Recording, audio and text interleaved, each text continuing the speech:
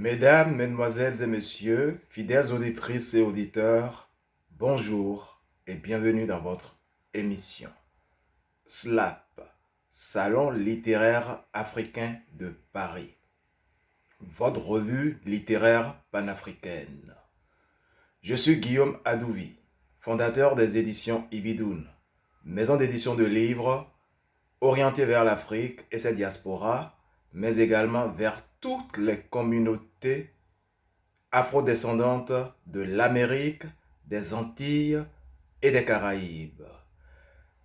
C'est un réel plaisir pour moi de partager cette nouvelle édition de votre émission SLAP avec vous. J'introduis la présente édition par une citation de notre illustre personnalité du jour. Je cite: « Ne regrette rien, il faudra toujours continuer à apprendre et à te perfectionner. Et ce n'est pas à l'école que tu pourras le faire. L'école donne des diplômes, mais c'est dans la vie qu'on se forme. Il ne faut jamais oublier que les hommes peuvent atteindre un but commun sans emprunter les mêmes voies. » Fin de citation. Votre rendez-vous littéraire de ce jour vous parle, et vous l'avez déjà deviné, d'Amadou Hampâté Bâ, un illustre écrivain et ethnologue malien. Nous allons rapidement vous faire une présentation historique, géopolitique et économique de son très beau pays, le Mali, pour mieux connaître ce pays également à travers ce digne fils de l'Afrique qu'est Amadou Hampâté Bâ. Donc, la République du Mali tient son nom de l'ancien empire fondé par Soundiata Keïta, l'illustre Soundiata Keïta, le grand, l'immense Soundiata Keïta a fondé l'empire du Mali au XIIIe siècle. Cet empire a connu son apogée au XIVe siècle. Lorsqu'on parle du Mali, on parle aussi de la dynamique de la région, de l'influence de Tombouctou dans l'écriture généralement aussi, puisque lorsqu'on parle de l'Afrique, on dit que l'Afrique a une tradition de l'oralité. C'est vrai, mais aussi l'écriture y est née. L'écriture s'y est développée. Qu'il vous souvienne, les fameux manuscrits de Tombouctou, c'est toujours en Afrique, ça ne s'est pas déplacé. Alors, 5 empires ou royaumes importants s'y succédèrent. L'empire du Ghana, l'empire du Mali, l'empire Songhai, le royaume Bambara de Ségou et l'empire Peul du Massina. Et vous verrez que notre invité, l'illustre Amadou Hampâté Bâ, dont nous convoquons l'esprit, la littérature, mais aussi dont nous sollicitons l'éclairage, car cette émission va se terminer par la lecture du dernier message, et même le plus grand message, qu'un sage africain est délivré à la jeunesse pour la postérité. Nous vous lirons sa lettre à la jeunesse africaine, mais pas que, à la jeunesse universelle, à l'humanité. Voilà. L'économie du Mali, de l'Empire, reposait sur l'agriculture, l'élevage et le commerce transsaharien, avec les peuples d'Afrique du Nord intéressés par l'or, le sel et les esclaves, mais aussi la culture. Je vous parlais de Tombouctou tout à l'heure.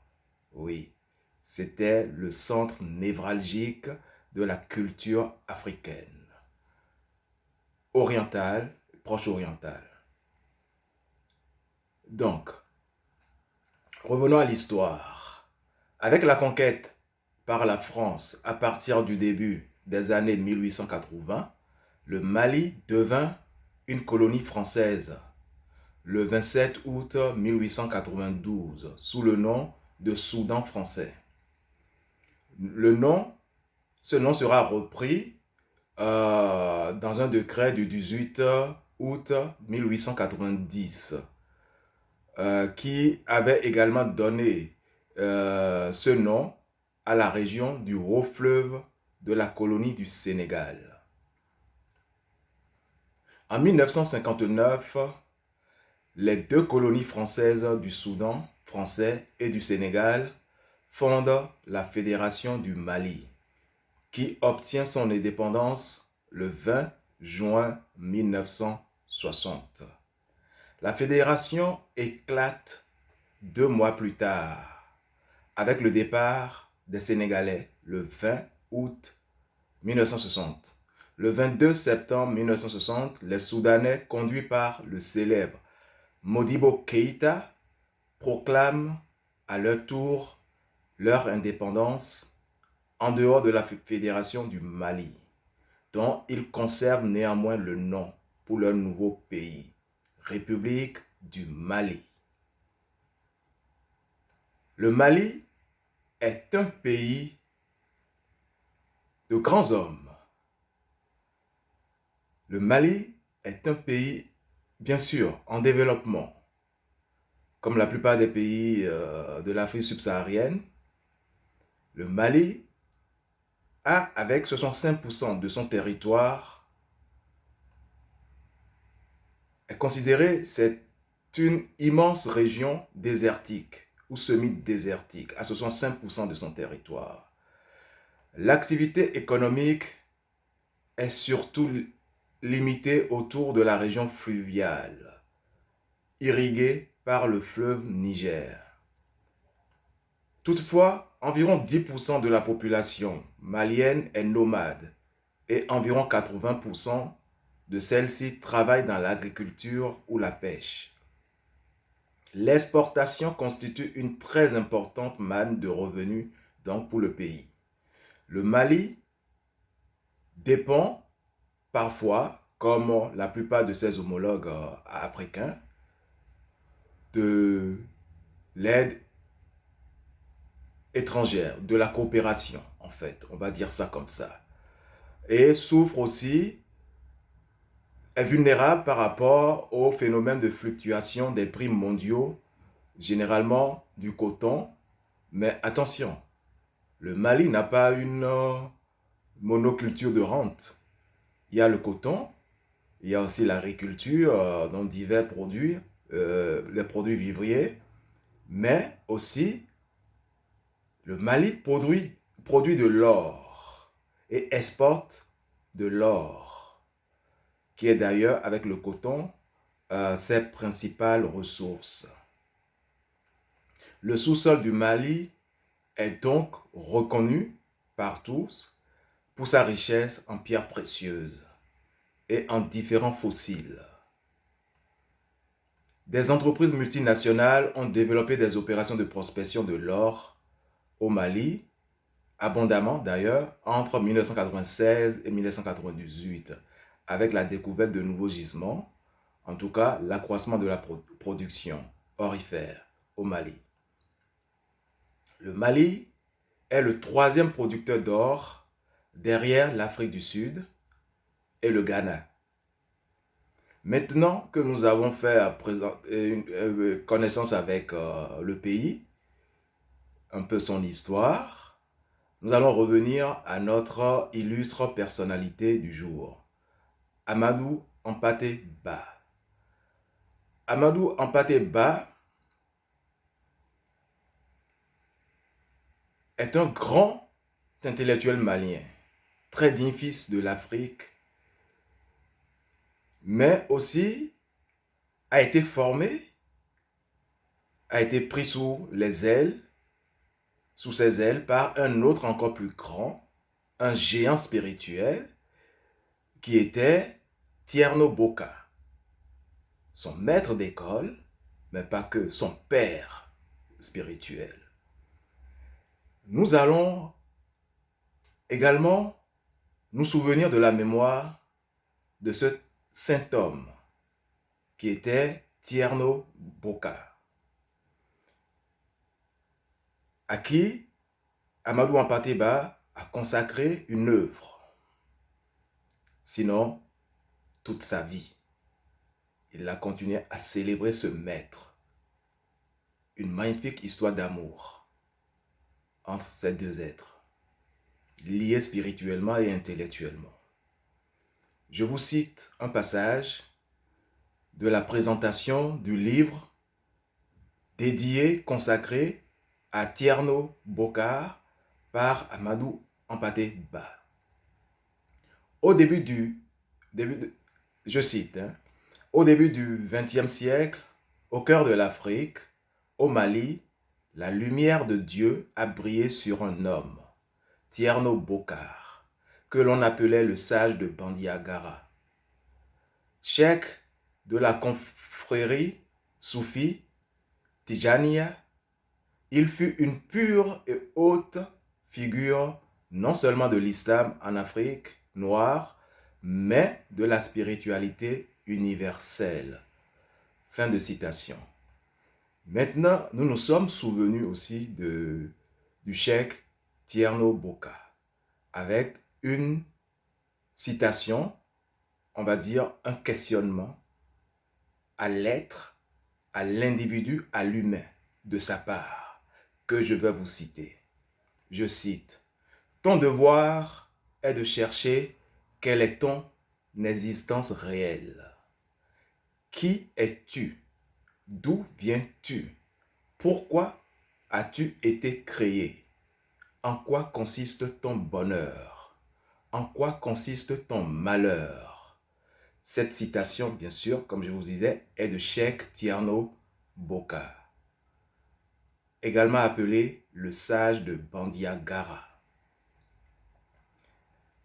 Vous voyez, nous sommes dans la sagesse et nous demeurerons dans la sagesse toute cette édition-là. Je vais vous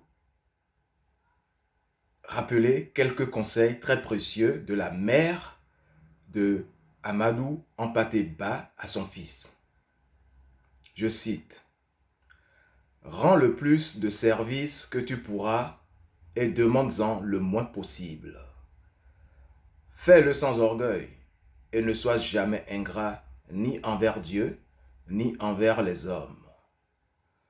Sois fidèle dans tes amitiés et fais tout pour ne pas blesser tes amis.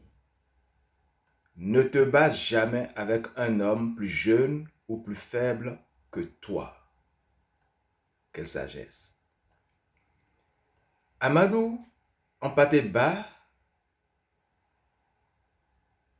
nous le connaissons, nous l'avons découvert comme un conteur, un écrivain, un poète, ethnologue, chef spirituel donc, disciple de Tierno Boka, Cheikh Tierno Boka. Amadou Hampâté Bâ s'est fait connaître aussi en tant que numérologue, mais il a exercé en tant que diplomate et chercheur, anthropologue. Lui-même se définissait comme le diplômé de la grande université de la parole enseignée à l'ombre des baobabs. Ayant traversé le siècle, car l'histoire nous dit qu'il naquit en 1900 et parfois on nous donne 1901. Mais nous savons qu'il est décédé avec certitude en 1991. Donc il a traversé le siècle, mais également des chemins peu habituels pour accéder aux sphères élevées de la connaissance. Il s'est chargé de passer son relais à nous tous, puisqu'il a délivré son testament à l'humanité, à la jeunesse. dans sa lettre que je vous lirai tout à l'heure. Nous sommes tous ses enfants. Et même nos plus jeunes frères, nos petits-enfants demain demeureront, car il suffira de lire et de s'inspirer de cette lettre que j'invite les enseignants d'Afrique à travailler en classe avec leurs élèves. Une magnifique lettre que je vous lirai tout à l'heure. Donc, il disait, il s'est chargé de passer son relais à nous autres, quelles que soient nos croyances, notre couleur de peau ou notre âge. Amadou Hampâté Bâ, comme je le disais, est né en 1900 ou en 1901. Vous savez, à l'époque, c'était compliqué. Parfois, les gens naissaient et on attendait 2-3 ans avant de faire même leur jugement, leur acte de naissance. Et c'est pour ça qu'en Afrique, on a beaucoup de parents encore aujourd'hui qui ont des jugements supplétifs, comme on dit. Et c'était une invention du colon, une trouvaille, on dira, qui permet quand même de situer les gens par rapport à leur âge ou leur niveau d'âge. Donc, il est né, on va dire en 1901, au Mali, à Bandiagara. Et il est mort en 1991. Comme je vous le disais tout à l'heure, il me semble que c'est le 15 mai 1991. Nous allons revenir tout à l'heure. Cette émission lui est consacrée entièrement.